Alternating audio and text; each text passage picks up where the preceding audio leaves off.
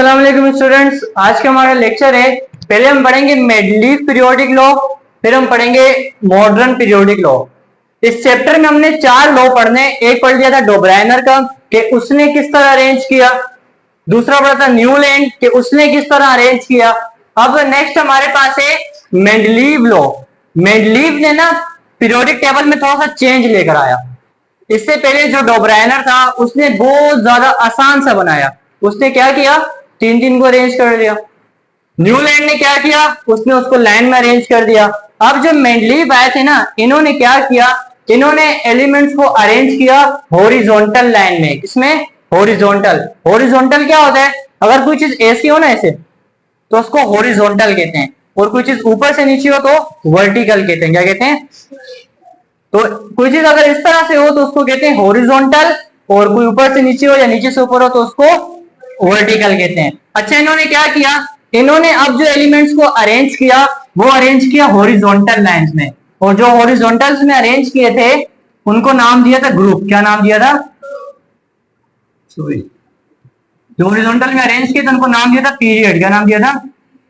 और जो वर्टिकल में अरेंज किया था ऊपर से नीचे, इसको नाम क्या दिया था? ग्रुप। एलिमेंट्स को अरेंज किया था। इससे पहले जो होते ना डोब्राइनर, उन्होंने 3 रख दिए थे, न्यूलैंड ने बस 7 को रख दिया था। अब इन्होंने क्या किया, इन्होंने अलग अलग से अरेंज करके रखा। कुछ एलिमेंट्स को ऐसे अरेंज किया, कुछ को इस तरह से अरेंज किया। तो जो हॉरिजॉन्टली अरेंज हुए उनको नाम क्या दिया गया? पीरियड। और जो वर्टिकली उनको नाम क्या दिया गया? ग्रुप। ये आगे मैं बताऊंगा तो फिर से इतना समझ में आएगा। अच्छा, अब देखो, इन दोनों के पीरियोडिक लॉ एक जैसे ही, दोनों में एक चीज का फर्क है। फर्क क्या है? ये बात कर रहे हैं एटॉमिक वेट की, और ये बात कर रहे हैं एटॉमिक नंबर की। तो पहले एटॉमिक वेट और एटॉमिक नंबर आपको बता दूं। एटम के बीच में न्यूक्लियस होता है, सबको पता है, और अंदर क्या होते हैं? प्रोटॉन और न्यूट्रॉन। ठीक है, एटम के बीच में न्यूक्लियस होता है और अंदर प्रोटॉन और न्यूट्रॉन।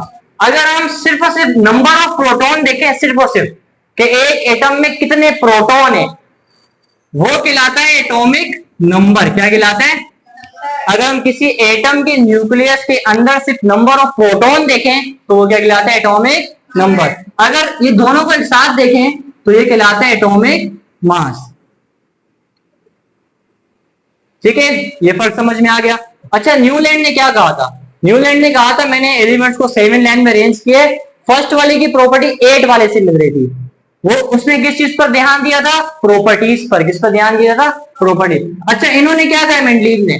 मेंडलीव ने कहा कि एलिमेंट की प्रॉपर्टी डिपेंड करती है एटॉमिक वेट पे, और इन्होंने क्या कहा? एलिमेंट की प्रॉपर्टी डिपेंड करती है एटॉमिक नंबर पे। बस ये दोनों में एक फर्क ये वाला आ रहा है। तो इनकी डेफिनेशन क्या है हमारे पास?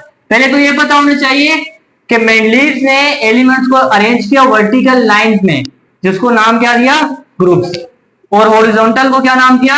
पीरियड। ये तो पता है। इसके बाद इन्होंने क्या कहा? Physical and chemical. बाद में क्या लिखा हुआ है? प्रॉपर्टीज। मेन चीज क्या है यहाँ पर?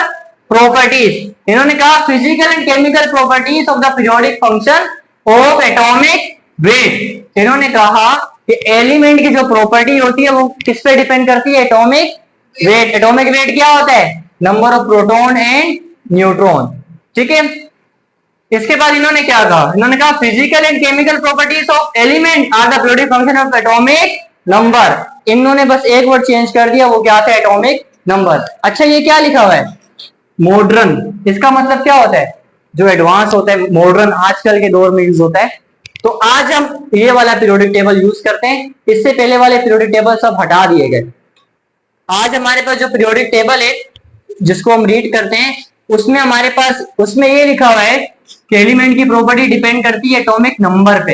एटॉमिक वेट को हटा दिया। एटॉमिक वेट को इसलिए हटाया क्योंकि आपको याद होगा हमने पिछले चैप्टर में आइसोटॉप्स पढ़े थे। आइसोटॉप्स याद है? आइसोटॉप्स में क्या होता था? सेम नंबर ऑफ प्रोटॉन और न्यूट्रॉन का नंबर क्या होता रहता था? चेंज होता रहता था। तो मतलब न्यूट्रॉन चेंज होता रहता है, इस वजह से उसको हम नहीं पढ़ते। तो यहां देखो फिर से मेंडलीव ने क्या कहा था? मेंडलीव ने कहा था कि एलिमेंट की जो प्रॉपर्टी होती है वो किस पे डिपेंड करती है? Atomic weight. एटॉमिक वेट क्या होता है? Number of proton and neutron. इसके बाद मॉडर्न में बस एक चीज का फर्क आ गया।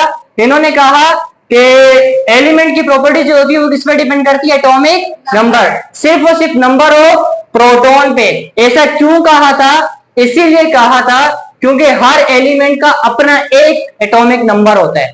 एटॉमिक मास कुछ एलिमेंट के आपस में सेम सेम है, लेकिन एटॉमिक नंबर हर एलिमेंट का क्या है, अलग अलग है। बस ये अपने माइंड में रखो।